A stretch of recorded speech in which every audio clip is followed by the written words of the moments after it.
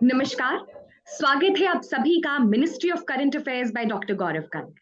मैं दिव्यांशी और आज मेरे साथ इस इंटरव्यू सेशन में जुड़े हैं पंकज कुमार चौधरी, जिन्होंने आरआरबी क्लर्क 2022 एग्जामिनेशन क्लियर किया है।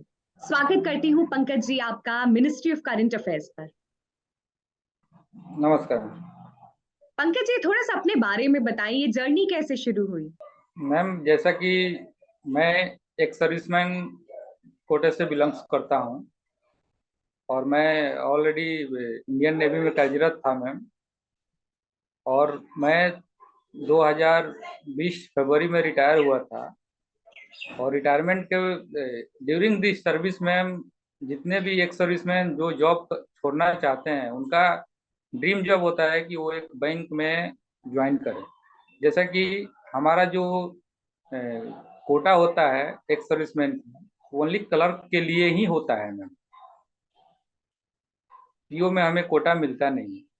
तो हम जब भी जॉब छोड़ते हैं तो बैंक के तरफ अट्रैक्ट होते हैं और बैंक के तरफ ही जाना चाहते हैं। बिकॉज क्योंकि बैंक में हमें पे प्रोटेक्शन मिलता है मैम, इसलिए हम क्लर्क में ही ज्वाइन करते हैं। और रही बात शुरू करने की, जर्नी शुरू करने की, जैसा कि आपको पहले बता चुका हूँ कि मैं इंडियन नेवी में था। वहाँ से रिटायरमेंट के बाद हम मेरे को प्रिपरेशन करना ही था कैसे भी क्लर्क के लिए। तो जब मैं रिटायर हुआ तो मेरे जितने भी सीनियर्स थे उन्होंने सजेस्ट किया कि अगर आपको करंट अफेयर्स की तैयारी करनी है तो सबसे बेस्ट रास्ता है गौरव सर का क्लास ज्वाइन करिए। वहाँ पे थोड़ा कंटेंट मिलेगा और ज़्यादा काम आएगा। जैसा कि अभी आज के डेट में यूट्यूब खोलेंगे तो बहुत सारे ऐसे चैनल है कि करंट अफेयर्स तो मिलता है मैम। कहीं से भी बस आप पढ़ सकती हैं, पढ़ने वालों की कोई कमी नहीं है। लेकिन एक जो तैयार किया हुआ कंटेंट, जिससे कि आप एक 20 मिनट्स का वीडियो देखिए और एक दिन का करंट अफेयर्स आपका रेडी हो जाएगा। ऐसा कर करके आप पूरे अगर महीने 20 मिनट्स अगर पर डे अगर निकालती हैं तो आपका करंट अफेयर्स महीने का आराम से तैयार हो जाएगा मैम। और मैं जब तैयारी करता था तो जो सर का आवाज़ है, जो सर बोलते हैं, वो रियली मतलब उसको तो मैं बता नहीं सकता हूँ। और जो सर बोलते हैं उनका जो कंटेंट होता है मैम, वो एक्चुअल मैंने एक रजिस्टर बनाया था मैम। रजिस्टर था, इसमें एवरी डेट का मैम मैं जो भी वो बोलते थे डेट वाइज मैं लिख लेता था। जैसा कि मैं यहाँ से स्टार्ट करूंगा आपको, मई का, जून का, ऐसे एक एक पेज में मैं पर डे का उसमें एक एक दिन का लिखता जाता था।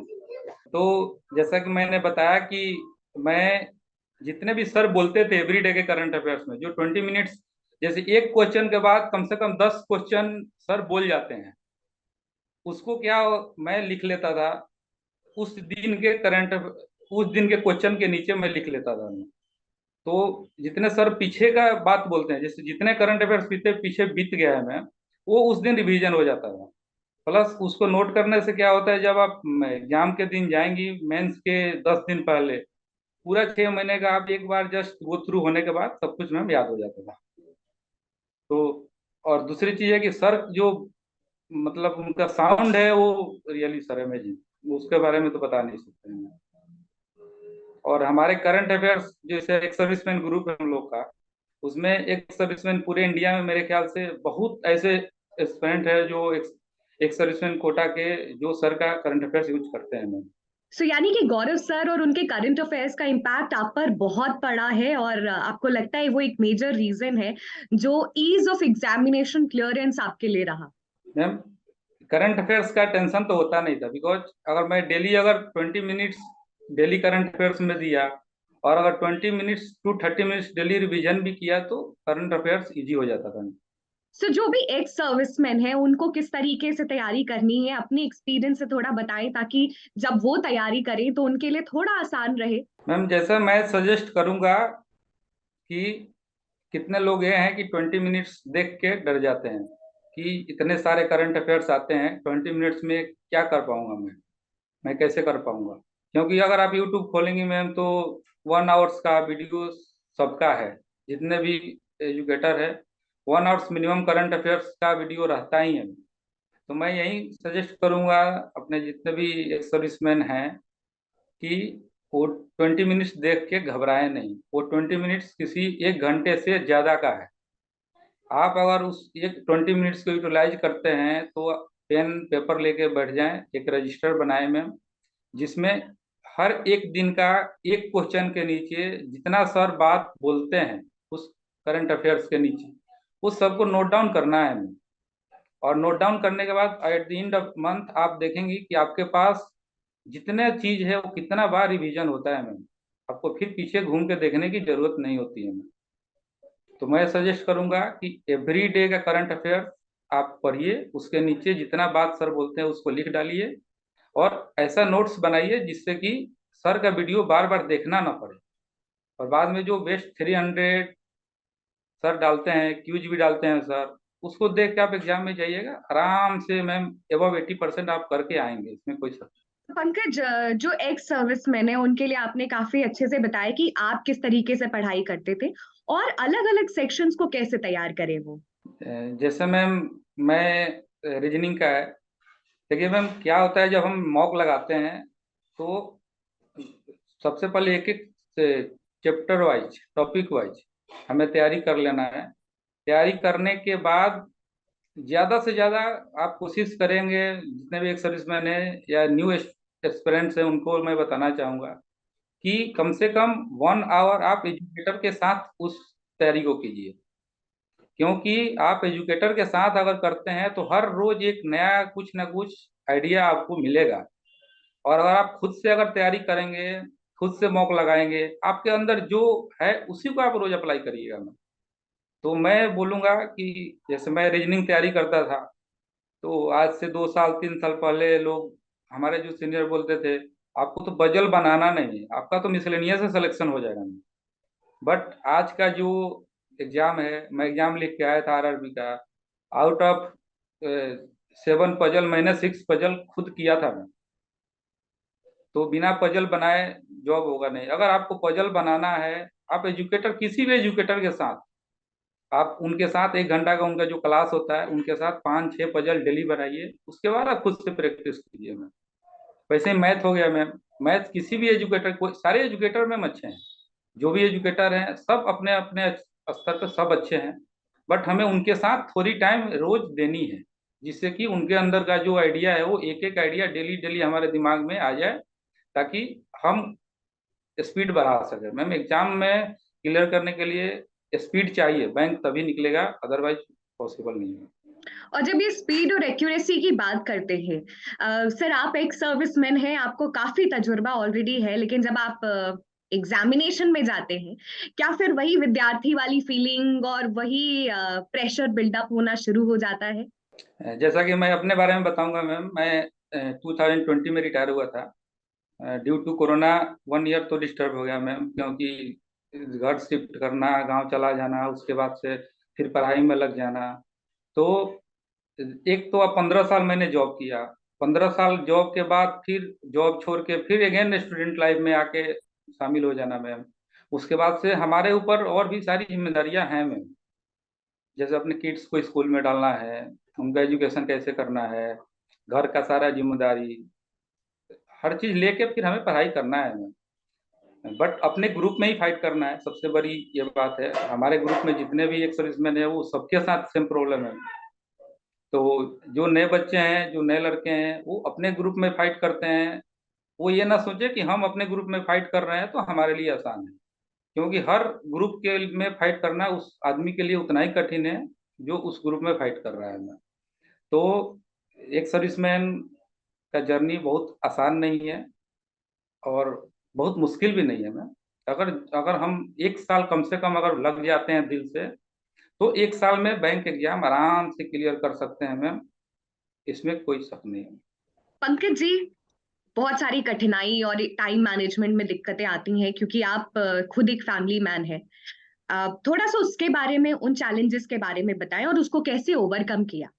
जैसा कि मैंने आपको बताया कि एक तो सबसे बड़ी चैलेंज 2020 से लेकर के और 21 तक 2 साल हम आप में सब में हर आदमी को कोरोना कोविड को मैम फर्क भूलना नहीं चाहिए, क्योंकि कोविड ने हर आदमी को इफेक्ट किया है।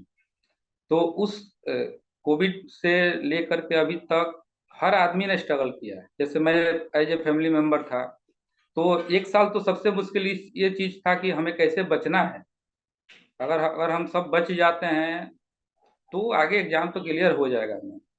तो उस समय 1 साल आप घर में रहते हैं, जैसे मैं फैमिली मेंबर हूँ, अपने बच्चों के साथ घर में पैक हो जाना, उनके साथ टाइम बिताना, उनको ठीक रखना, फैमिली को ठीक रखना, उनको एजुकेशन ऑनलाइन देना ही मैम, क्योंकि उस समय एजुकेशन भी ऑनलाइन चल रहा था।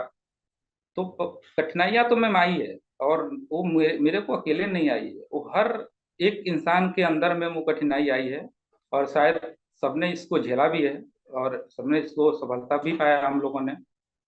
तो कठिनाई आएगी मैम, हमें रुकना नहीं है, आगे बढ़ते रहना है। और एज ए एक सर्विस मैन हमें सिखाया भी गया है कि रुकना नहीं है।